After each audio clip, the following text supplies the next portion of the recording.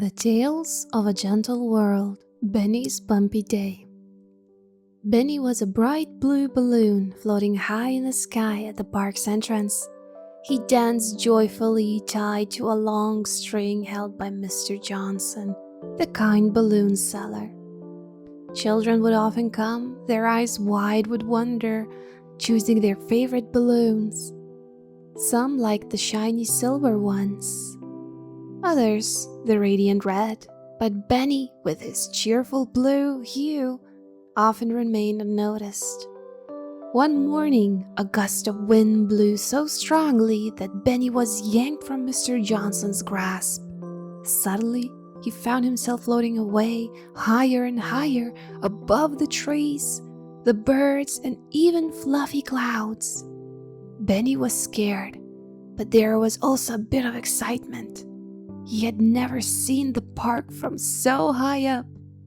However, as the day went on, Benny started to feel lonely. He missed the giggles of children and the comforting presence of the other balloons. He floated over meadows, rivers, and even a mountain. It was beautiful, but also a bit overwhelming for the little blue balloon. As evening approached, Benny started to descend slowly. He landed gently in a tree at the heart of the park. Stuck between two branches, he could see the world below, but felt trapped and scared. Leela, Rosa, and Jamie were playing nearby when Rosa spotted Benny. "Look!" she exclaimed, pointing upwards. "It's the blue balloon! It looks so sad!" Leela squinted. "I think that's Benny from Mr. Johnson's stand."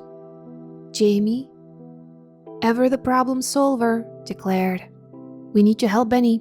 Let's get him down."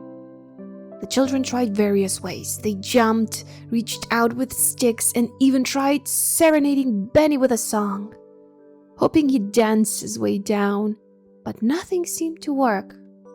As sun began to set, casting a golden blanket over the park, a kind squirrel named Sophie scampered by.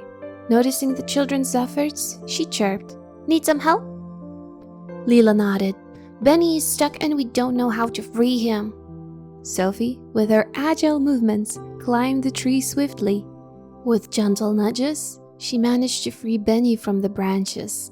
Holding Benny's string in her tiny paw, she climbed down and handed it to Leela. The children cheered, their faces beaming with happiness. Benny, though deflated a bit, felt an overwhelming warmth, not from the air inside him, but from the love and care showered upon him. "Thank you, Sophie," Leela said, hugging the squirrel. Sophie winked. "Always happy to help." The children decided to tie Benny to their playhouse in the park, ensuring he wouldn't float away again. Every child who visited would hear the story of Benny's adventure and the kind squirrel who rescued him.